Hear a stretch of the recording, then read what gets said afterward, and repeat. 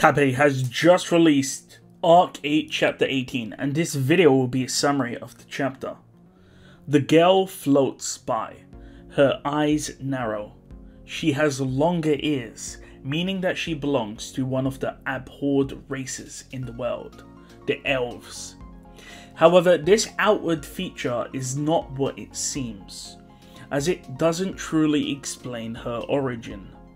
If we traced back her origin, the unique way in which she was born is the unique part of it. Ryuzu Meia's body was in the sanctuary at one point, and from this original body, a copy was made. Many duplicates had been created from this original body. However, there was one which was the greatest failure.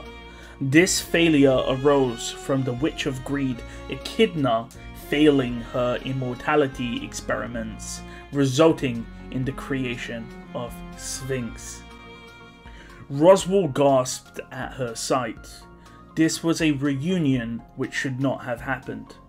Roswaal encountered Sphinx during the Demi-Human War, where at the time he ended Sphinx's life, yet she was here. Sphinx notices that her limbs are back. Roswaal, seeing this, realizes he made a mistake 40 years ago.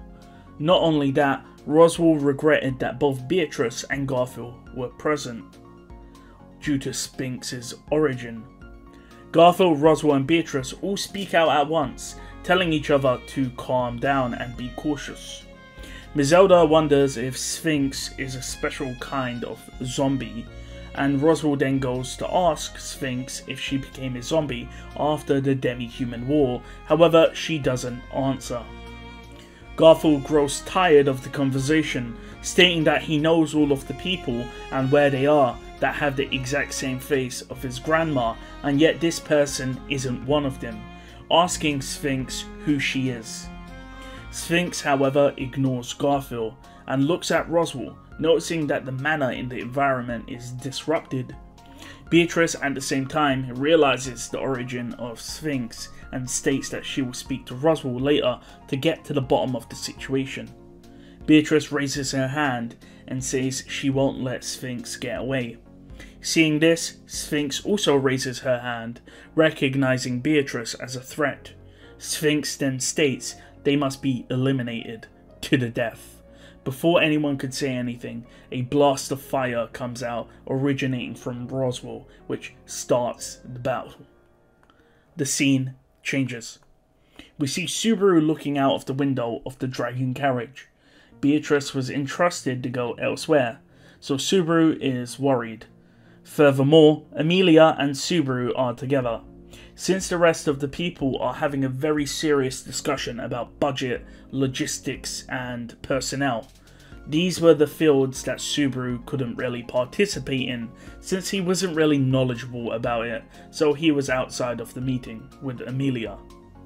Roswaal and Beatrice were sent to delay the enemy, whilst also figuring out the characteristics of the undead. We see that the Pleiades squadron are also delaying the enemy, except for Tanza.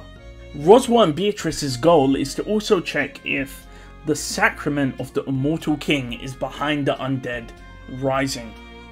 Not only that, Subaru prays and hopes that Satella is okay, since he is currently missing.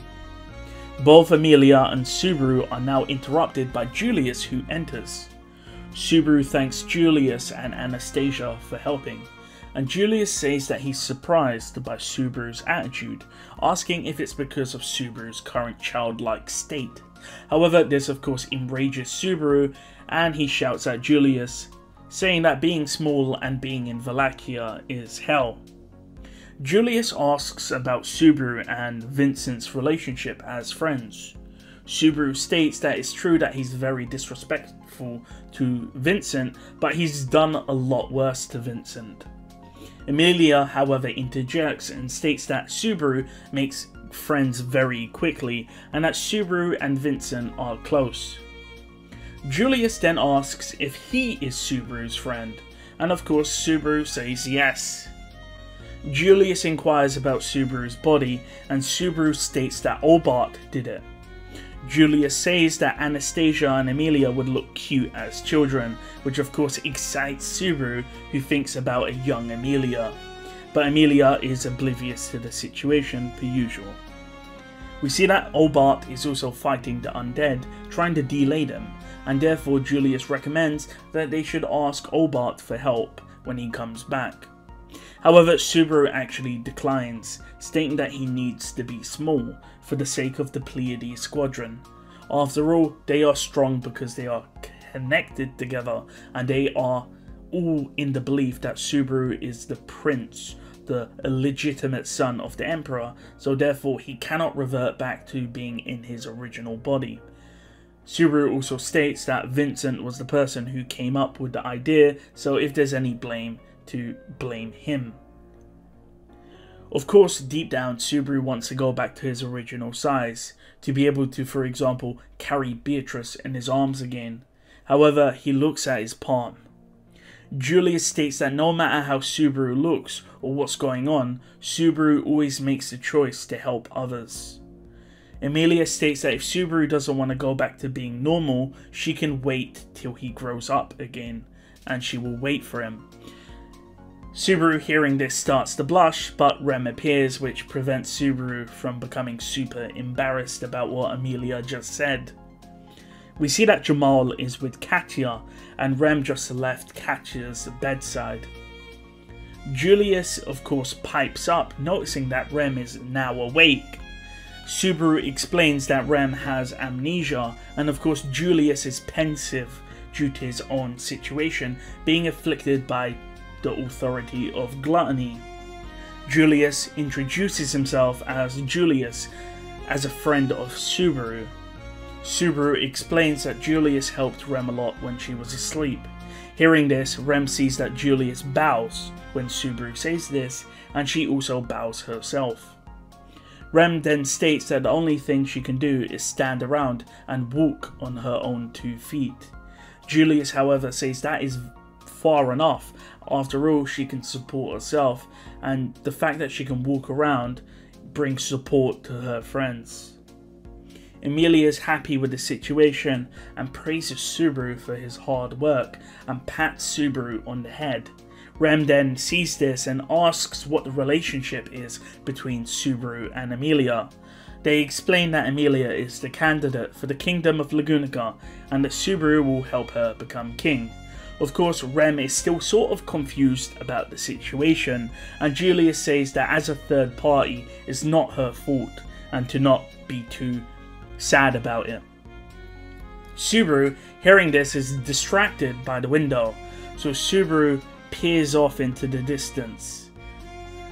Emilia calls out to Subaru, but Subaru ignores her and walks up to the window and looks outside, before asking why she is there. The person doesn't hear Subaru's voice, as they were far away, and then Subaru mutters the name Ryuzu. The small figure looks at Subaru, and their lips moved. Subaru couldn't really hear it, so he leaned into the window and peered out even further. However, shortly after that, Subaru mutters the word, "Ah," and the entire dragon carriage was poured with white light, as they were all entirely engulfed by it. And with that, the chapter ends. Well, that's the end of the chapter. By the way, I said that they were covered in white light, but the description sort of implies that not everyone was covered with the white light, which was sort of attacking them.